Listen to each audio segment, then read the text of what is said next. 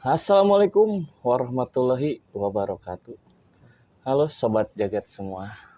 Nah, pada kali ini kita akan membahas tentang dimensi lain atau dunia lain. Tentunya bersama saya Dio di Jagat Pasundan 19 Story of Mystery.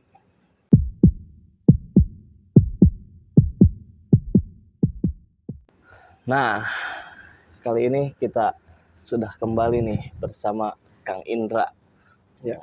Gimana Kang Indra untuk kabarnya nih? Alhamdulillah sehat. Alhamdulillah sehat ya Kang Indra. Nah, Kang Indra, sebelum kita membahas jauh nih tentang dimensi lain atau dunia lain ya Kang Indra, Ya. saya pengen tanya dulu tentang seberapa yang Kang Indra ketahui sih tentang dunia lain atau dimensi lain yang Kang Indra. Maksudnya dalam hal apa dulu nih, Kang? Yang Kang Indra ketahui tentang apa ya?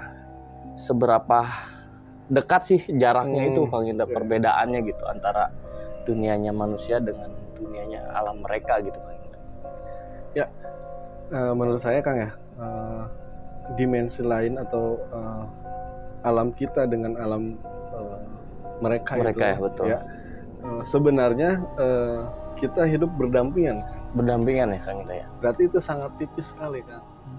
Ya. Seperti pernah saya ungkapkan atau bicarakan gitu di episode sebelumnya, waktu maghrib itu waktu dimana gerbang atau apa dimensi lain, gerbang dimensi lain itu sangat terbuka sekali Kang.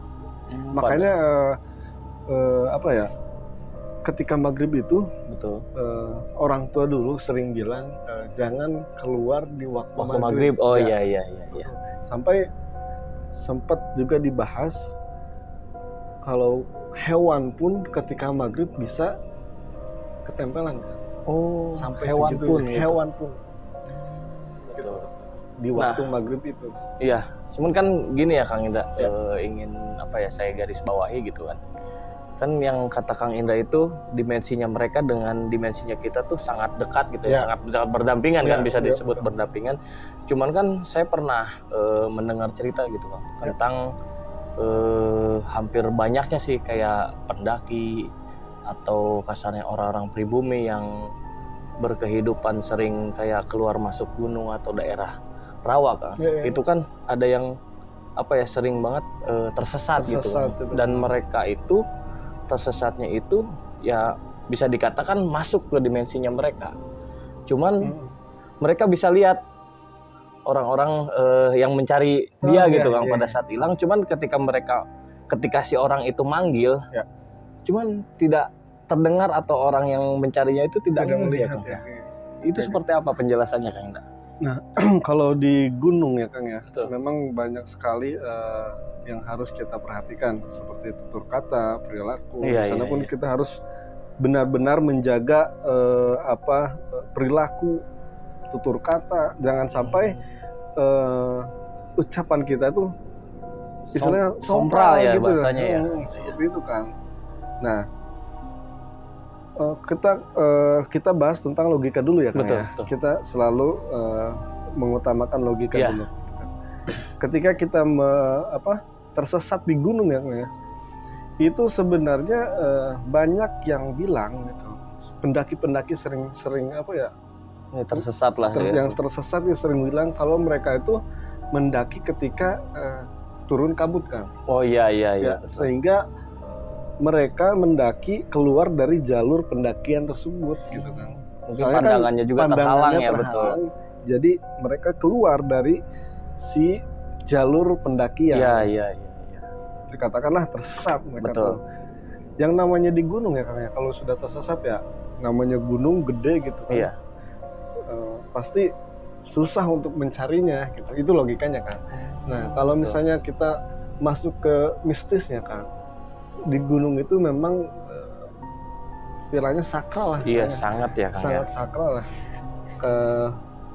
Pada zaman dahulu juga kan sering banyak seperti kerajaan-kerajaan. Oh iya, betul.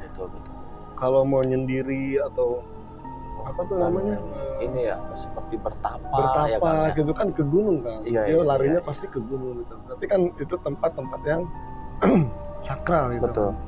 Nah, ketika di sana itu pintu dari si dimensi lain itu terbuka. Biasanya seperti itu di. Kalau misalnya kita berbicara sompral atau kita melakukan perbuatan yang kurang baik, di gunung gitu kan, pasti mereka akan masuk ke dimensi lain kan. Itu masuk sendiri apa memang seperti ya disesatkan gitu oleh makhluknya itu? Oke. Nah, ada satu cerita kan itu seperti disesatkan. Pernah ada yang cerita ke saya gitu kan. Ketika itu dia tuh berbicara sompral kan, seperti tidak percaya akan hal-hal mistis seperti itu, betul. Kan ada yang tidak percaya kan sama hal-hal seperti itu kan.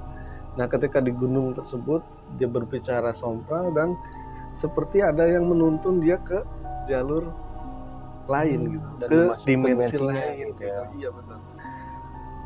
Dan di dimensi itu pun waktunya berbeda kan dengan waktu di kita. Iya. Itu lebih lama apa lebih cepat Kang? Lebih lama kan? Lebih lama ya kalau dimensinya mereka itu. Di dimensi mereka misalnya kita hanya 3 jam gitu kan. Di dimensi kita itu sudah hampir 1 hari atau beberapa hari ya. 2 hari, 3 hari gitu kan. Seperti itu kan. Jadi banyak kan sering diberitakan gitu ya kan. Betul. Yang menghilang tuh hingga berapa hari gitu kan, 3 hari ya, bahkan ada yang sampai seminggu gitu. Tapi ketika ada yang selamat, dia tuh nggak apa-apa gitu. Padahal kan logikanya gitu, dia seminggu tanpa makanan gitu kan. Memang ada survival gitu kan, bisa makan apa saja, tapi kan di luar nalar aja gitu. Dan itu pun saya juga pengen menanyakan enggak, karena kan banyak gitu ya kalau kejadian yang di gunung, itu kan yang tersesat dan mereka tuh diketemukan ya sudah dalam keadaan wafat. Nah, itu seperti apa ya Kang Indra? Apakah mereka pada saat di dimensi lainnya itu ya mendapatkan hal-hal yang kurang baik dari si penunggunya atau seperti apa ya? Nah, ada di mana kalau kita tersesat ke dunia lain kan, betul. Kita itu tidak boleh untuk memakan atau meminum apa yang mereka suguhkan. Iya. Kalau kita minum atau makan apa yang mereka suguhkan, istilahnya gitu, mereka sudah ngasih kita makan, jadi kita harus membayarnya lah gitu, seperti itu kan. Jadi kalau misalnya sudah ada aneh nih di dunianya, misalnya siangnya lama, terasa lama gitu kan, mendingan kalau dikasih makan mending nggak usah ya. Apalagi sosok-sosok misalnya ada pedesaan atau gitu kan di gunung mana ada sih ada pedesaan seperti itu, jarang gitu kan ada pedesaan di gunung. Ngeri juga ya. Tapi kan Kang Indra itu kan untuk di gunung ya. Ada juga beberapa kasus yang sering terjadi di daerah Jawa Tengah atau Jawa Timur ya. Saya kalau lupa itu di daerah kalau nggak salah jalan apa ya, Alas Roban, Jawa Tengah. Itu kan beberapa kali kita sering melihat gitu ya berita tentang masuknya mobil, bukan mobil kecil lagi Kang Indra. Yang terakhir itu saya pernah lihat dan baca sampai bis Kang Indra. Betul. Bis masuk ke tengah-tengah entah itu kampung atau hutan gitu Kang Indra. Dan pada saat ditanya si supirnya melihatnya yaitu jalanan besar. Tapi gapura kan melewati gapura dulu itu tidak hancur Kang Indra, padahal dilewati oleh kendaraan besar. Itu seperti apa ya? Itu kan kalau secara logika sih udah aneh ya. Aneh banget Kang Indra. Jadi gini Kang, kalau misalnya kita melewati jalan seperti itu Kang, atau kita harusnya ke jalan ini, tetapi di dimensi lain itu juga punya jalan kan. Iya. Nah, misalnya kita masuk ke jalan ini, ke jalur yang bukan semestinya lah. Gitu. Kalau di dunia nyata misalnya itu ada seperti gapura yang kecil gitu kan, atau enggak hutan seperti itu kan. Nah, kalau di mereka itu kan jalan kan. Kita sudah melewati dimensinya mereka. Ya. Jadi gapura yang ada di dunia nyata itu sudah tidak terlihat lagi di sana. Jadi itu seperti jalan aja sehingga bisa menerobos si gapura tanpa menggores atau merusak kendaraan-kendaraan yang melewati situ. Iya, karena secara logika sih saya pas lihat, wah aneh juga ini mobil udah tengah-tengah apa sih hutan tapi gapuranya itu tidak rusak kan. Cuman memang kejadian ini juga pernah saya ada tukang ojek Kang Indra. Itu kejadiannya di kota kita juga. Nah dia tuh jam 3 subuh kalau nggak salah dia tuh memang harus narik biasa ke pasar gitu ya, cari ini penumpang. Nah dia tuh melewati area pemakaman Kang Indra. Nah cuman kata dia itu pas dia melewati area pemakaman itu ada plang yang dilihat itu bukan area pemakaman tapi taman umum, dan di situ tuh depannya makam itu malah jadi kayak tempat bermain, rumah-rumah besar. Untungnya memang dia tuh tidak masuk ke situ. Itu kalau masuk ke situ berarti bisa hilang jadi, atau dia masuk ke dimensinya mereka gitu. Soalnya untuk masuk ke dunia mereka itu seperti ada gerbang ya, yang gerbangnya itu bisa kapan saja kita berarti kan melihat gitu kan. Terbuka lebar ya kan? Iya. Nah itu efeknya karena apa sih Kang Indra biasanya sampai orang bisa masuk ke dimensi lain? Apakah dalam posisi yang tidak fit atau seperti apa gitu kan? Nah biasanya itu mereka seperti kelelahan, atau enggak tidak membaca doa sebelum berangkat, atau pikirannya kosong, gitu kan. Jadi mereka bisa melihat dimensi lain karena alam bawah sadarnya tuh connect gitu. Dan itu berarti ada peran dari makhluk gaib itu ya Kang? Iya, bisa jadi ada peran dari makhluk karena mereka juga sebenarnya ingin mereka tuh kita kesana. Gitu kan.